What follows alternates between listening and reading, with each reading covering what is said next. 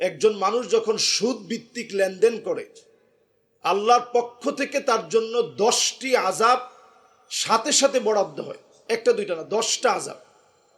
1 নম্বর, যখন কোনো ব্যক্তি সুদ খায়, এটা হারবুন দিদ্দিল্লাহি ওয়া রাসূলিহি, যে লোকটা সুদখোর, সেই সুদ খাওয়ার কারণে সরাসরি আল্লাহ এবং তার রসুলের বিরুদ্ধে সে সরাসরি লড়াই করে। এখন আপনাকে যদি বলা হয় আল্লাহর বিরুদ্ধে আপনি লড়াই করেন, এই লড়াই আপনি কতক্ষণ টিকবেন?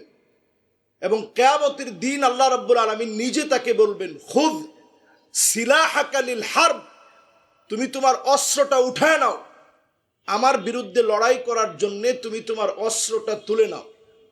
আপনি চিন্তা করে দেখেন, আল্লাহ যেদিন আপনাকে বলবে খুয সিলাহাকা লিল হারব, আল্লাহর বিরুদ্ধে লড়াই করার জন্য তুমি তোমার অস্ত্র উঠায় নাও, আপনি সেই সময় লড়াই করে কতক্ষণ টিকবেন? 2 নম্বরে নবী আলাইহিস সালাতু ওয়াস সালাম পরিষ্কার আমাদেরকে জানায় দিলেন, সুদ হচ্ছে মালউন। যারা সুদ খায়, 24টা ঘন্টার প্রত্যেকটা ঘন্টার, প্রত্যেকটা মিনিটের, প্রত্যেকটা সেকেন্ডের, প্রত্যেকটা ইকো সেকেন্ড, প্রত্যেকটা ন্যানো সেকেন্ড আল্লাহর তরফ থেকে আপনার উপরে লানত পড়তে থাকে। আপনি যদি চিন্তা করেন এই লানতের পরেও আপনি ভালো থাকবেন, আপনার সন্তান ভালো হবে, আপনার প্রজন্ম মানুষ হবে, এটা কেমন করে আমরা চিন্তা করতে পারি যে 24টা ঘন্টা আল্লাহ তাআলা আমাদের উপরে লানত দিতে থাকেন? যিনি রহমান, যিনি রহিম, প্রতিটা মুহূর্ত তিনি আমাদের উপরে লানত দিতে থাকেন যারা সুদ খায়। 3 নম্বরে, এটা লম্বা একটা টপিকস, যদিও সময় স্বল্পতার কারণে আমি খুব স্বল্প সময়ে বলতে চাই। 3 নম্বরে যারা সুদ খায় তাদের ভয়াবহতা হচ্ছে এই, নবী করিম সাল্লাল্লাহু আলাইহি সাল্লাম বলছেন, আন্না আকিলার রিবা মুতাশাব্বিহুন বিল ইয়াহুদ, যারা সুদখোর তারা সরাসরি ইহুদিদেরকে অনুকরণ করে। নবী সাল্লাল্লাহু আলাইহি সাল্লাম বলছেন, মান তাশাব্বাহা বিকাউমিন ফাহুয়া মিনহুম, যে জাতি যাদেরকে অনুসরণ করে সে তাদের মতো হয়। সুদের সর্বপ্রথম প্রবর্তক হচ্ছে ইহুদিরা। আজকেও নিশ্চয়ই আমাদের স্যার জানেন, মনিরুল মাওলা স্যার যেহেতু অর্থনীতি নিয়ে পড়াশোনা করেছেন, সারা পৃথিবীতে ব্যাংক অব দ্য ব্যাংকস, ইহুদি 30টা গোষ্ঠী আছে এমন, এদের মধ্যে একটা গোষ্ঠীর নাম রথ চাইল্ড ফ্যামিলি। তাদের কাজই হচ্ছে গোটা পৃথিবীর ব্যাংকিং ব্যবস্থাকে নিয়ন্ত্রণ করা। সেখানে ইসলামী ব্যাংকিং ব্যবস্থা যারাই যেখানে পরিচালিত করছে, নিজ দায়িত্বে তারা পরিচালিত করছে, শুধু মানুষের রেখে যাওয়া আমানতকে যেন সুদমুক্ত করা যায়, এই প্রচেষ্টায় তারা কাজ করে যাচ্ছে। 4 নম্বরে, যারা সুদ খায়, আন্না আকিলার রিবা ইউসাব্বিহু ফি নাহরিন মিন দামিন, নবী সাল্লাল্লাহু আলাইহি সাল্লামের হাদিস থেকে পাওয়া যায়, আল্লাহ রাব্বুল আলামিন রক্তের সাগরের ভিতরে সুদখোরদেরকে সেদিন আল্লাহ তাআলা সাঁতার কাটতে বলবেন। শুধুমাত্র রক্তের সাগরের ভিতরে, আখিরাতে আল্লাহ তাআলা সাঁতার কাটতে বলবেন, বিষয়টা এমন না। যারা সুদখোর তারা দুনিয়ার জীবনেও মানুষের অর্থ মেরে লুটতরাজ করে এই সমাজকে ধ্বংস করে রক্তের সাগরের মধ্যে তারা সাঁতার কাটছে। যারা স্বৈরাচারী শাসক ছিল, বিগত 16টা বছর ধরে মানুষকে অর্থনৈতিকভাবে পঙ্গু করে এই জাতিকে তারা রক্তের সাগরের মধ্যে ভাসিয়ে দিয়ে নিজেরা তারা রক্তের সাগরের মধ্যে এখন হাবুডুবু খাচ্ছে। তাদের পরিস্থিতি দেখলে এখন এটা আমাদের কাছে পরিষ্কার মনে হচ্ছে। নবী সাল্লাল্লাহু আলাইহি সাল্লাম পরিষ্কার হাদিসের মধ্যে আমাদেরকে বলে গেলেন। এরপরে 5 নম্বরের পরে 6 নম্বরে নবী সাল্লাল্লাহু আলাইহি সাল্লাম বলছেন, আন্না আকিলার রিবা, যে লোকটা সুদ খাবে, ইউবআসু ইয়াউমাল কিয়ামাতি মাজনুনান, সুদখোররা অধিকাংশ দেখা যাবে এরা যখন বয়স হয়ে যাবে এদেরকে আল্লাহ তাআলা পাগল বানায় দেন, মাথা ঠিক থাকে না। এই জন্য সুদ যারা সুদি কারবারি করে এরা বেশি দিন সুস্থ থাকে না। আমরা প্রত্যেকেই যদি চিন্তা করি দুনিয়ার জীবনটা একেবারে খুব স্বল্প সময়ের, এই সময়ে আপনি আপনার ইনকামটাকে হালাল করার চেষ্টা করেন যতটুকুন পারবেন। রাষ্ট্রীয় অনেক অবকাঠামোর কারণে আমরা শতভাগ নিশ্চয়তা দিতে পারি না যে 100 আমরা একেবারে নিশ্চিত সুদি লেনদেনকে একেবারে পরিত্যাগ করেছি, এটা আমরা বলতে পারি না। তারপরেও এই চেষ্টা যারা করবে এখন দেখবেন অনেকেই বিরুদ্ধে বলে যে ইসলামী ব্যাংকও 100% হালাল লেনদেন করতে পারে না। তারা যদি 70% লেনদেনও করে, এই 70% লেনদেনের কারণে আমার আপনার দায়িত্ব হচ্ছে 70% যে তারা লেনদেন করছে, অন্তত 30% এখন তারা পারছে না, এই 70% সহযোগিতা করা, এটা আমাদের ইমানই দায়িত্ব। এই দায়িত্ব বোধ থেকে আমরা যতজন দূরে আছি প্রত্যেকে আল্লাহর কাঠগড়ায় আসামি হতে হবে। আর 30% আনা, এটা আমাদের রাষ্ট্রীয় অবকাঠামো তৈরিতে আমাদের প্রত্যেকের দায়িত্ব আছে, আমাদের উপর এটা ফরজ। নামাজ যেভাবে আমাদের উপরে ফরজ, সুদভিত্তিক সমাজ বিনির্মাণ, জাকাতের মধ্য দিয়ে একটা সমাজ বিনির্মাণ করা আমাদের জন্য ফরজ। এটা আল্লাহ তাআলা ফরজ করে দিয়েছেন, সহজ ভাবার কোনো বিষয় কিন্তু এই বিষয়টি নয়। এই জন্য আমরা প্রত্যেকে এই বিষয়টা আমাদের ইবাদত মনে করে এখানে লেনদেন করব, শুধুমাত্র নিজের ইমানকে বাঁচানোর জন্য। এরপরে 7 নম্বরে আন্না মালা আকিলার রিবা মামহুকুন, যারা সুদ ভিত্তিক লেনদেন করবে আল্লাহর ওয়াদা হচ্ছে আল্লাহ তাদেরকে ডুবাই দিবেন। ইয়ামহাকুল্লাহু রিবা ওয়া ইউরবিস সাদাকাত, যারা সুদ ভিত্তিক লেনদেন করবে আল্লাহর ওয়াদা আল্লাহ তাদেরকে ডুবাই দিবেন। আল্লাহ যদি ডুবাই দেন আপনি জিতবেন কেমনে?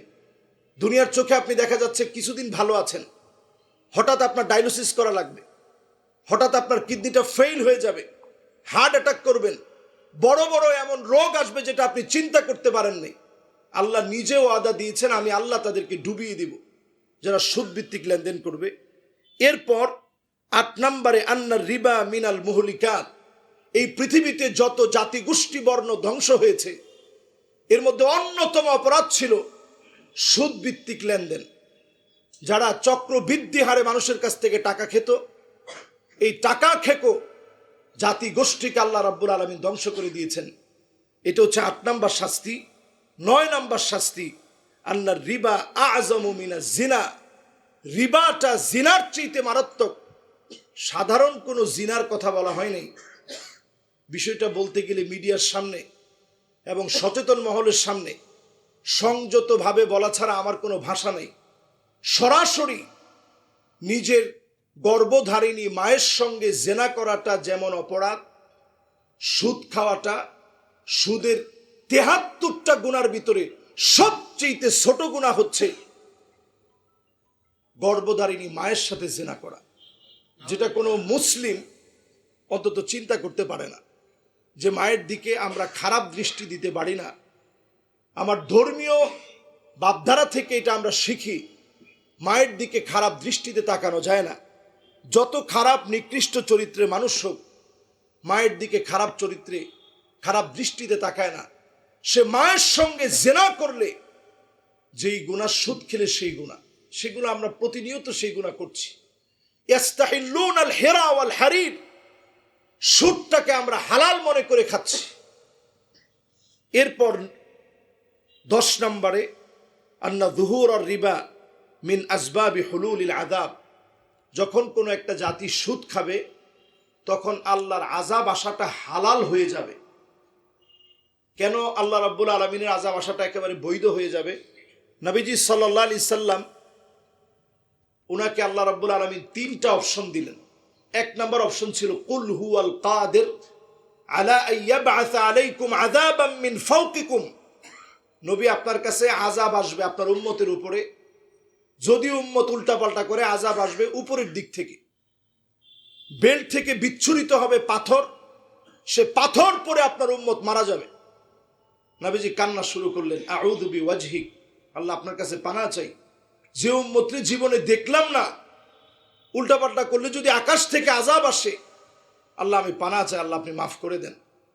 আল্লাহ দ্বিতীয় অপশন দিলেন, নবী আযাব আসবে আউ মিন তাহতি আরজুলিকুম, পায়ের নিচ থেকে আযাব আসবে, টর্নেডো হবে, সাইক্লোন হবে, ঘূর্ণিঝড় হবে, একটার পর একটা আযাব আসবে, ভূমিধস হবে, ভূমিকম্প হবে।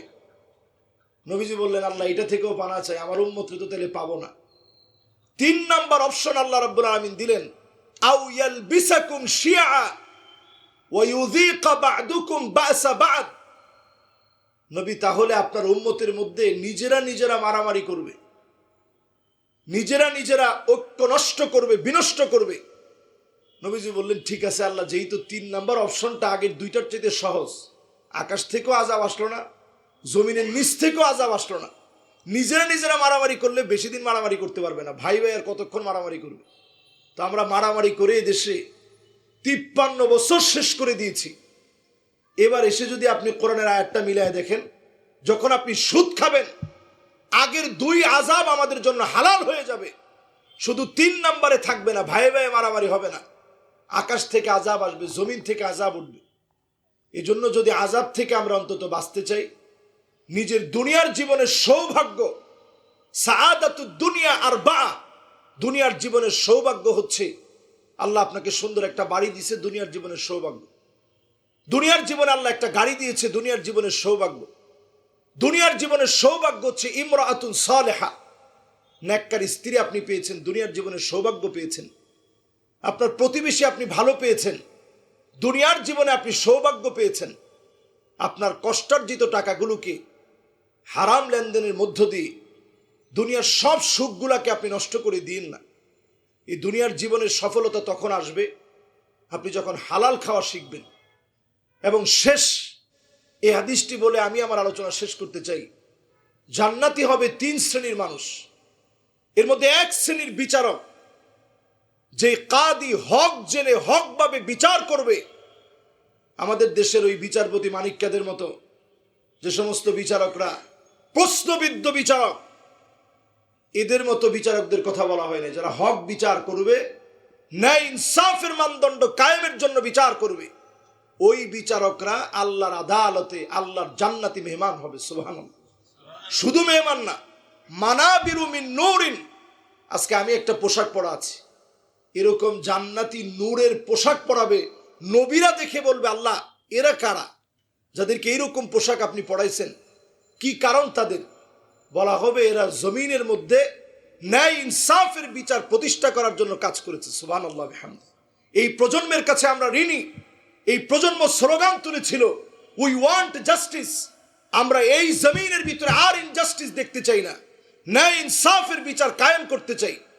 আমরা এটাকে সাধারণ স্লোগান মনে করি। কোরআনের মধ্যে আল্লাহ তাআলা বলছেন, ইন্নাল্লাহা ইয়া'মুরু বিল আদল। জুমাবারে দেখবেন প্রত্যেক মসজিদের খুতবার ভিতরে খতিব সাহেবরা বলে, ইন্নাল্লাহা ইয়া'মুরু বিল আদল। আল্লাহ পাক অর্ডার দিয়েছেন, এই জমিনের ভিতরে ন্যায় ইনসাফ কায়েম করার ব্যাপারে আল্লাহ নির্দেশ দিয়েছেন।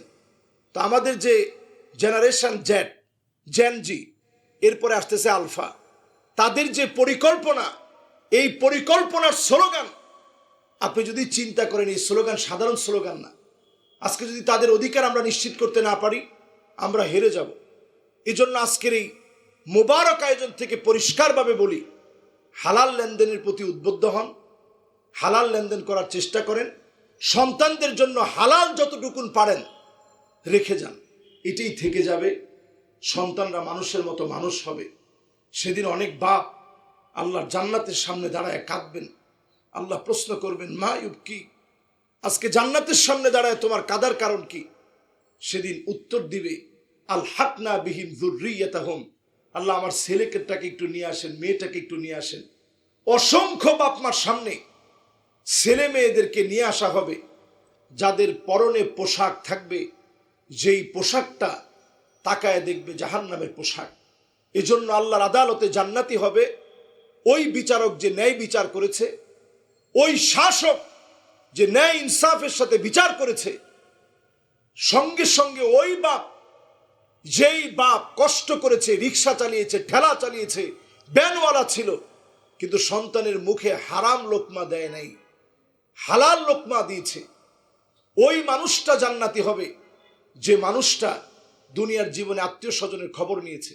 আল্লাহ তাআলা আজকের এই ইসলামী ব্যাংক বাংলাদেশ পিএলসির মধুবাগ শাখার এই মোবারক উদ্বোধনে আমরা যারা এসেছি, প্রত্যেককে কথাগুলোর উপরে আমল করার, বিশেষ করে আমি সহ সবাই অত্যন্ত আনন্দিত যে আমাদের একেবারে ঘরের দুয়ারে, যেহেতু আমি এলাকায় বড় হয়েছি, একেবারে আমাদের ঘরের দুয়ারেই ব্যাংক ব্যবস্থা পাওয়ার কারণে আমি অত্যন্ত আনন্দিত। এবং আবারও কৃতজ্ঞতা আমি পেশ করছি আমার পক্ষ থেকে, আমার এলাকার পক্ষ থেকে, আমাদের সম্মানিত এমডি মহোদয় সহ, আমাদের সম্মানিত ডিএমডি জনাব মাহমুদুর রহমান সাহেব সহ সবার কাছে আমি কৃতজ্ঞতা পেশ করছি।